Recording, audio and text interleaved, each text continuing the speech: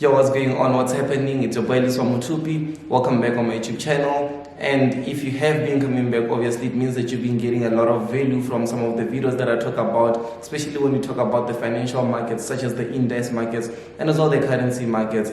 So if you haven't, maybe you are one of the first people that actually bump into my YouTube channel, what you can do is just go through and see what it is that I talk about, like these videos. And obviously if you gain value from these videos, what you can do is to hit that subscribe button, because at the end of the day, these videos are made for you, and the more I get subscribers, the more I can see that, okay, I'm actually on the right path. So that actually helps me out in terms of moving forward. So on today's video, we are going to be speaking about how I prepare for a successful trading week, because at the end of the day, how someone else out there does it can be a bit more different compared to me. But one thing that I notice is that the way that I prepare for a successful week actually helps me be able to be successful, because at the end of the day, I prepare for that. So instead of me bumping into success for that week, I have actually already prepared some of the steps that I've got. So I'm going to be breaking down some of those steps for you. I've made this video to be in a three-form type way, but it's the first step, the second step, and as well the third step. And I'd love if you actually do stay with me up until the very end,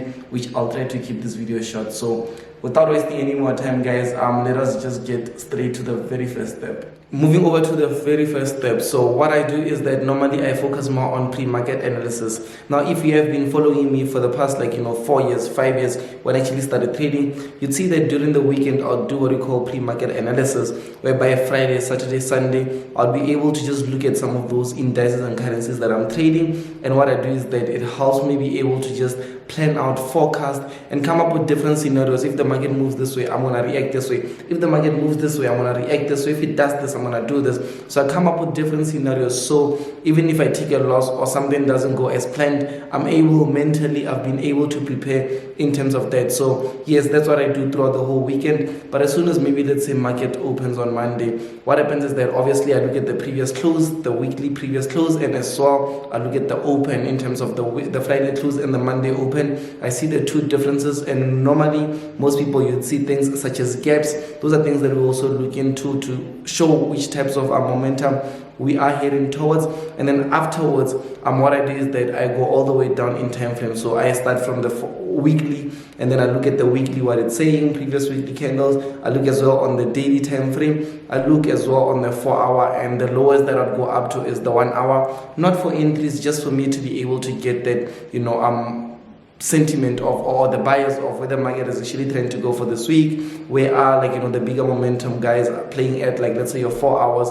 Where's the 4 hour gonna be heading in the next 5 candles of the 4 hour type thing, you understand? So basically that is the very first step, which it is to pre-market analysis. And I highly recommend that you actually do look at it, because that's something that's gonna help you out on your journey as well. Let us move to the second step. So the second step is risk management discipline.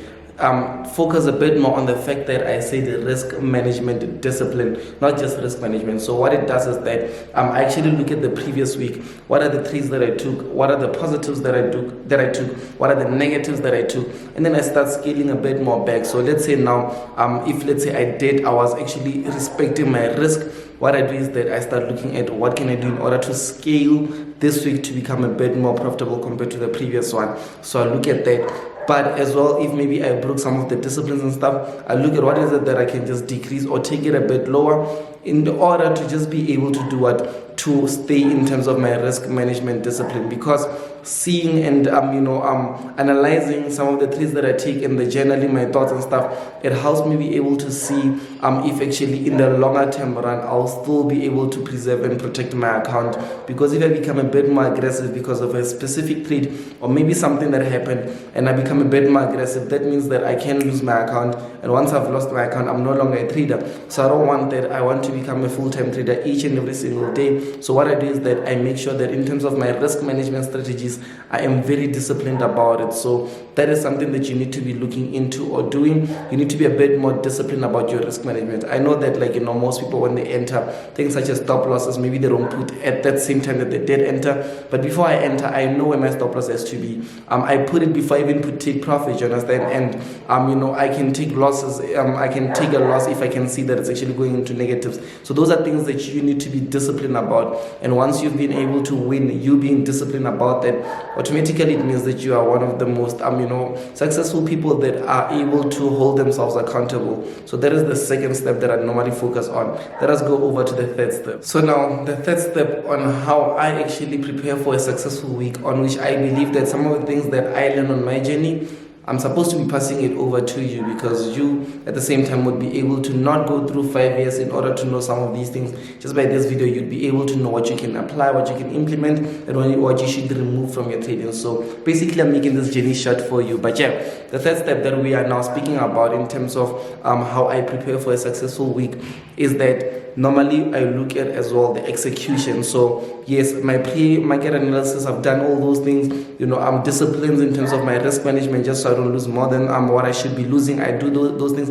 But now the third one is the most important one. That's why I even asked you to stay with me up until this end, is the execution. The execution literally means that the criteria that you need in order to enter that specific trade. So let's say now you're looking into buying on US30 or any markets that you're trading, and while you're looking at it, what is the checkbox that you have to go through in order of you to be able to just execute the trade? Let's say, for instance, on the daily time frame, bias has to be to the upside, and maybe on the 4-hour time frame, price has already printed like a continuation pattern that broken out of structure and is now moving, confirming that bullish movement. And then now on the 1-hour time frame, maybe you waited for a retest, so price can be able to just retest those structures so that it continues to go upwards. Then you go all the way down. If you are entering on the 15 minutes, you go all the way down, then you wait for that 15-minute entry or that 15-minute candlestick that shows maybe a bullish hammer or teaser bottoms, anything that represents bias. If you've got a list of these, there's a higher chance that you'll be successful, because you'd have a specific plan that you're following, and with all the disciplines and you being able to focus and see the things that you actually want to see, or the things that the market is showing you in terms of you reacting in a way whereby you have prepared into it with, that's a higher way that you can actually expect a great return on investment, ROI, because at the end of the day, the execution is what matters. You being able to execute, you can see a buy, but execution, if you get that execution wrong, it's not going to go well. How many times have you seen a beautiful setup that you say that it's going to go up, and then boom, yes, maybe it does go up, and then it goes down, it takes you out, and then boom, it shoots all the way up. It does that, and even me, I experienced that as well recently, to be honest. But because of the way that I actually go about my risk management disciplines and stuff, it doesn't really affect me that much, because of the way that I go with disciplines. As soon as it goes up, I know what I have to do in order to just keep up with that positives, so I don't turn a winning trade into a negative trade. So that's something that you should be doing. Execution is the very third point that I highly believe that you need to be able to move forward into having a successful trading week. And at the same time, guys, the most important thing that you can do, regardless of having a strategy, regardless of back testing, regardless of all those things that each and every trader out there that's successful would tell you to do, the most important thing that you need to do is to be disciplined with yourself, disciplined with your trading plan, and to just believe that what you have, your strategies and stuff, are actually working, and follow through with them. Be consistent, because if, let's say, you are now, I'm going to be disciplined, and maybe you break your rule, and then you decide that, you know what, I'm not too good and stuff, automatically you do not believe that much in yourself, and you are not going to get to where you are trying to get. So you need to show up each and every day, whether you made it or not. You need to show up, and you need to make sure that you are better than the previous day. That's what happens in the trading world. You are becoming better than the day that you were. Even if that day you actually made more money, you need to be better. You need to become better than the previous day. So that's one thing that I want to be leaving you with, and I'm excited that you guys did stay. The one that actually did stay up until here, it means that you actually do value trading. It means that you value your journey into becoming a successful trader, and you are the types of people that I would actually want to work with, because even when I employ people into my business or my company, what I do is that I look for the ones that are good with risk management strategies. I don't want you to tell me that you can take an account from 1,000 to 10,000. That doesn't impress me. What impresses me most is you being able to say, you know what, I'm able to make 2% or 3%, or I'm able to just break even like this. I mean, giving me nice risk management strategies that are going to be able to know that I know that, okay, my capital is preserved or saved with this person here. So that's how we see trading in the longer term go. But those are some of the three steps that you can implement into having a successful trading week that work for me. I believe they will work for you, and I will see you guys on the next YouTube video. Make sure that you like and comment below what it is that you like about this video, and I will see you guys on the next YouTube video. Thank you so much.